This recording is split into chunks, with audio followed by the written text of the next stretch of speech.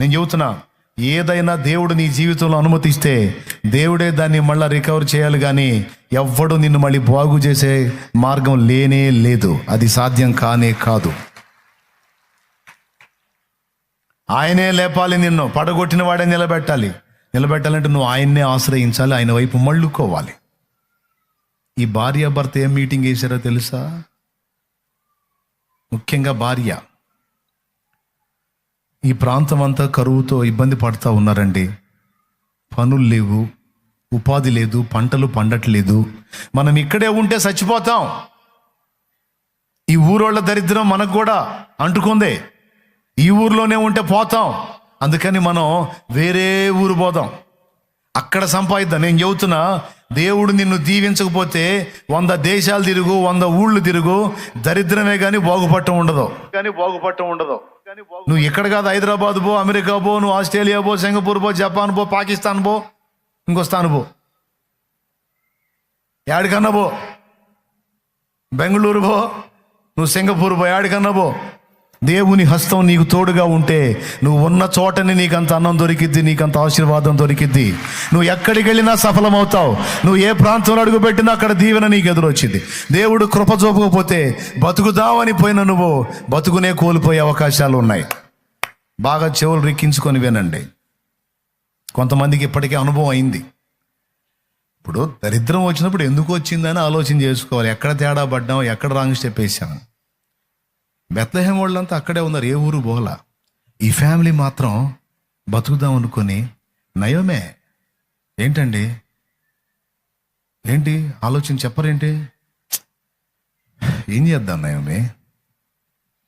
ఊరోళ్ళు తింటే తిందాం, ఊరోళ్ళు పస్తుంటే ఉందామే. ఇంకో చోటకు పోతే మన దేశం, మన ఊరు, మన ప్రాంతం, మన ప్రజలను వదిలిపెట్టి ఎక్కడికి పోతాం? మన దేవుడిని వదిలిపెట్టి ఎక్కడికి పోతాం? ఇట్లాంటి మాటలు మాట్లాడతావు.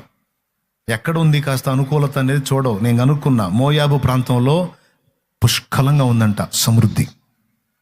ఈ కరువులో ఇక్కడుండి సచ్చే కన్నా మోయాబు ప్రాంతం పోతే మనం బ్రతుకుతాం, మనం పిల్లల్ని బ్రతికించుకుంటాం.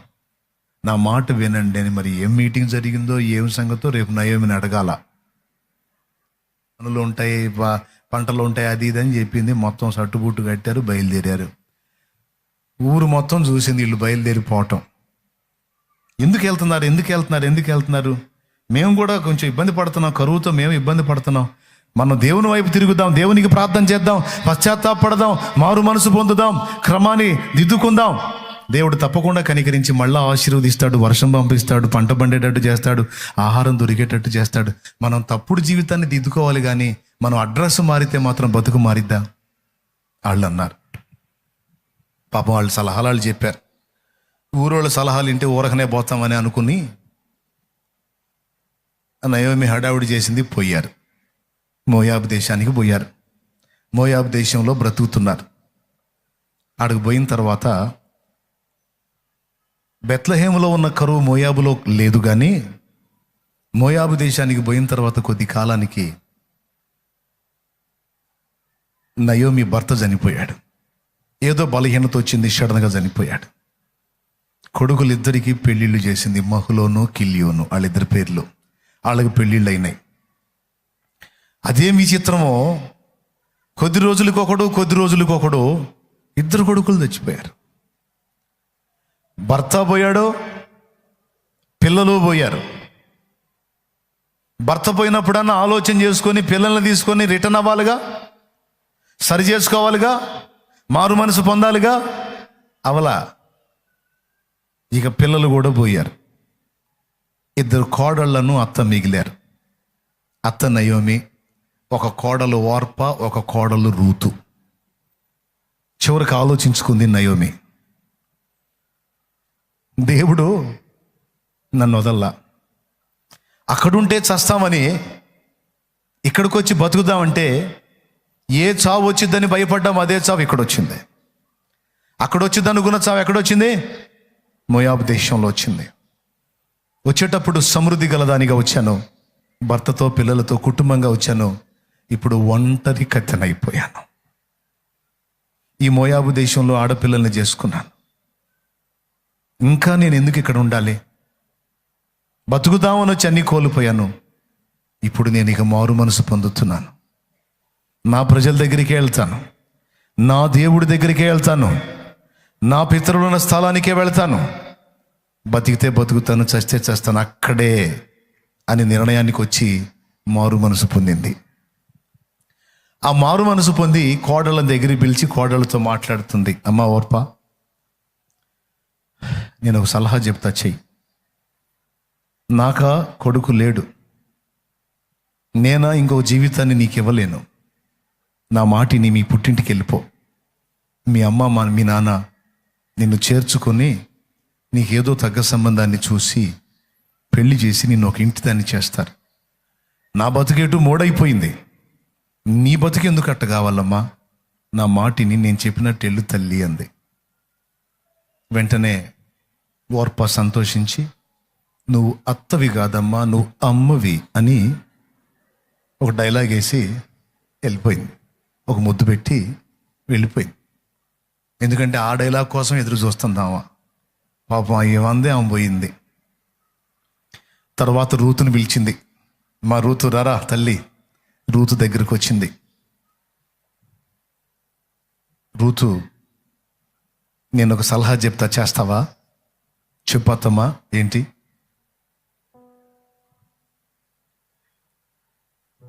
నా మాట విని నువ్వు నీ పుట్టింటికి వెళ్ళమ్మా. నేను చేసుకున్నది నేనే అనుభవించాలి, నేను చేసుకున్నది నేనే అనుభవించాలి. నాకు ఈ పరిస్థితి న్యాయమే. మీకెందుకమ్మా ఈ శాపం? అదిగో నీ సోదరి ఓర్పజుడు వెళ్ళిపోయింది, నువ్వు కూడా వెళ్ళిపోమ్మా. నీ పుట్టింటికి పోతే నీకు తగ్గ సంబంధాన్ని చూసి పెళ్లి చేసి నేను ఒక ఇంటి దాన్ని చేస్తాడు.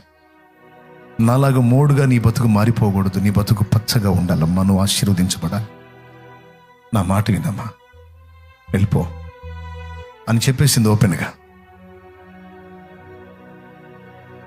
నయోమి ఎప్పుడైతే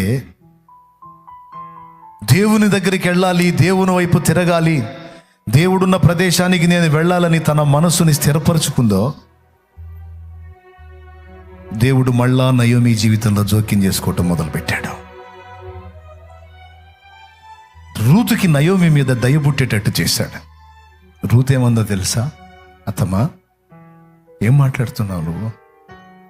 వచ్చినప్పుడు సంతు గలదానివిగా భర్తను కలిగి నువ్వు వచ్చావు, పిల్లల్ని కలిగి నువ్వు వచ్చావు, ఇక్కడికి వచ్చి మొత్తాన్ని కోల్పోయావు. ఆమె కూడా వెళ్ళిపోయింది, నేను కూడా వెళ్ళిపోతే ఒంటరి కత్తెగా నీ జీవితం ఎక్కడ రాలిపోతావో తెలియదు. నాకు నువ్వు, నీ కుమారుడు ఉన్నంత వరకు నాకు నువ్వు అత్తవి. ఆయన ఎప్పుడైతే నిద్రించాడో అప్పటి నుంచి నీవు నాకు అమ్మవు అనుకుంటున్నాను. నేను నువ్వు నాకు మా అమ్మవు అనుకుంటున్నాను, మా అమ్మవు అనుకుంటున్నాను, నేను నా తల్లివి అనుకుంటున్నాను. మరణమే తప్ప మనల్ని ఇంకొకటి ఏది కూడా వేరు చేయడానికి వీల్లేదు. నువ్వు వెళ్తానన్నావుగా, నేను వస్తా నీతో పాటు. నువ్వు ఉన్న చోట నేనుంటా, నువ్వు మృతి పొందే చోట నేను మృతి పొందుతా. నీ జనులే నా జనులు, నీ దేశమే నా దేశము, నీ దేవుడే నా దేవుడు, దేవుడే నా దేవుడు, నీ దేవుడే నా దేవుడు, నీ దేవుడే నా దేవుడు. నన్ను వెళ్ళు అని మాత్రం అనొద్దు. ఈ దశలో నిన్ను వదిలిపెడితే నాకన్నా దుర్మార్గురాలు ఇంకొకటి ఉంటుంది అని అతని పట్టుకొని అలా ఏడ్ చేశాను. బాధపడకు ఋతు, ఈ మాటలు స్థిరమని నయోమి తలపోసి తనతో వెళ్ళడానికి రూతుకి మనసు స్థిరమైందని ఎరిగి అత్త కోడళ్ళు బయలుదేరారు. వెళ్ళేటప్పుడు సమృద్ధి గలదానిగా వెళ్ళింది, మళ్ళా ఉన్న ఊరికి వచ్చేటప్పటికి మొత్తం కోల్పోయినటువంటి వ్యక్తిగా వచ్చేస్తుంది. ఆ ఊరి వీధుల్లో ప్రజలు కనపడతా ఉన్నారు. వీళ్ళు వెళ్ళేటప్పుడు వాళ్ళు కరువులో ఉన్నారు, కానీ వీళ్ళు తిరిగి వచ్చినప్పుడు వారు సమృద్ధితో ఉన్నారు. పొలాలన్నీ పచ్చగా ఉన్నాయి, మంచి పంటలతో ఉన్నాయి, సమృద్ధి పంటలతో ఉన్నాయి. అవి తిరిగి రిటర్న్ అయిన తర్వాత ఆ వీధుల్లో కూడా నడుచుకుంటూ వస్తుంటే ఆడవాళ్ళు మాట్లాడుకుంటున్నారు, మగవాళ్ళు మాట్లాడుకుంటున్నారు. ఆ మనిషి నయోమి గదు, మన నయోమేగా, మన నయోమి గదు అని అందరూ నయోమే నయోమే నయోమే ఎలిమెలెకేడి, మహ్లోనేడి, కిల్యోనేడి, ఏరి పిల్లలేరి, నీ భర్త ఏడి? నయోమి మాట్లాడవే. సంతు గలదానిగా, భర్తను గలదానిగా పోయావు, ఒంటరిగా వస్తున్నావేంటి అంటే పెద్దగా ఏడ్చింది తన ప్రజలను చూసి. ఏడ్చి, నన్ను నయోమి అని పిలవకండి, యెహోవా నన్ను రిక్తురాలినిగా చేసి ఉన్నాడు, నన్ను మారా అని పిలవండి. నా జీవితం మధురంగా లేదు, నా బ్రతుకు మధురంగా లేదు, నా బ్రతుకు చేదైపోయింది, నా బ్రతుకు మారా అయిపోయింది. ఇది నాకు నేను ఇచ్చుకుంటున్న పేరు మారా. వాళ్ళు ఏడ్చారు. అయ్యో వాళ్ళు చనిపోయారు. అవును. రూతుతో నయోమి తన సొంత ప్రాంతానికి వెళ్ళింది, తన ఇంటికి వెళ్ళింది. ఇల్లు పాడుబడి ఉంది. అలాగే వెళ్ళిపోయి అతను ధైర్యపరిచి రూతు చకచక ఇంటిని శుభ్రం చేయటం మొదలుపెట్టింది. జ్ఞానవంతురాలు ఇల్లును కట్టుకుంటుంది, బుద్ధిహీనురాలు ఇల్లు పెరిగి వేసుకుంటుంది. అలాగే వెళ్ళిపోయి ఇంటిని శుభ్రపరిచి అత్తకు ధైర్యం చెప్తా అంటుంది, నువ్వు ఇక్కడ ఉండు, పొలానికి నేను వెళ్తా, నేను కష్టపడతా, గింజలు తెస్తా, వండుకుందాం, నిన్ను నేను చూసుకుంటాను అత్తమ్మా, నువ్వు దిగులు పడవాక అత్తమ్మా, పదే పదే అవి తలుచుకొని కృంగిపోవాక అత్తమ్మా, నువ్వు మారావి కాదు, జీవం గల దేవుడు మన దేవుడు మన బ్రతుకుని మధురంగా మారుస్తాడు. మీకు తెలుసా, తన కొడుకులు బ్రతికుండి, తన భర్త బ్రతికుండి, వాళ్ళు ఇక్కడే ఉండి ఈ ప్రదేశంలోనే ఉండి వాళ్ళు జీవించినట్లయితే ఆ పరిస్థితి ఎలా ఉండేదో మనకు తెలియదు. వాళ్ళ చరిత్ర బైబిల్లోకి రాకపోతుండే. కానీ ఈరోజు నయోమి జీవితం ఒక మలుపు తిప్పాడు దేవుడు. ఈ రూతు వల్ల ఈ నయోమి చరిత్ర బైబిల్ గ్రంథంలోకి వచ్చింది. రూతు వల్ల. ఎందుకంటే రూతు నీతిమంతురాలు. రూతు దేవుని దృష్టికి ఆమోదం పొందింది. అన్యురాలే గాని దేవుడి చేత ఆమోదం పొందింది. దేవుడు ఎంత ధన్యత ఇచ్చాడు ఆమె కంటే, యేసుక్రీస్తు వంశావళిలో ఆమె పేరు వచ్చేటట్టు చేశాడు. దావీదుకు తాతం ఎవరో తెలుసా? మీరు దావీదు కుమారుడా అంటారే, ఆ దావీదు తాతం ఎవరో తెలుసా? రూతమ్మే. దేవునికి స్తోత్రం కలుగును గాక. రూతు బోయజునందు ఎవరిని కన్నది? ఎవరినొకరిని కందా? అరే మత్తయి సువార్త 1వ అధ్యాయం తీయండి. బోయజు రూతునందు ఓబేదును కనెను, ఓబేదు యెషయిని కనెను, యెషయి రాజైన దావీదును కనెను. ఇంకా పెద్ద లాంగ్ ఏం లేదు. రూతుకి బోయజు ద్వారా ఓబేదు పుడితే ఓబేదు యెషయిని కన్నాడు. ఓబేదు ఎవరో తెలుసా? యెషయి తండ్రి. యెషయి ఎవరో తెలుసా? దావీదు తండ్రి. ఓబేదు దావీదు తాత. రూతమ్మ ఎవరో తెలుసా? దావీదు తాతకు అమ్మ, తాతమ్మ. ఈ దావీదు ఎవరో తెలుసా? దేవుని చిత్తానుసారమైన మనస్సు గలవాడుగా యేసు ప్రభువు కూడా దావీదు కుమారుణ్ణి అనిపించుకున్నాను అన్నంత ధన్యత పొందిన దావీదు, రాజైన దావీదు, కీర్తనాకారుడైన దావీదు, దీర్ఘదర్శి అయిన దావీదు, ప్రవక్త అయిన దావీదు. బా మలుపు తిరిగిందా లేదా? మోడుబారిన జీవితాలను చిగురింపజేయగలవు నీవు. మోడుబారిన జీవితాలను చిగురింపజేయగలవు నీవు. మారానుభవం మధురముగా మార్చగలవు నీవు. మారానుభవం మధురముగా మార్చగలవు నీవు. మహోన్నతుడా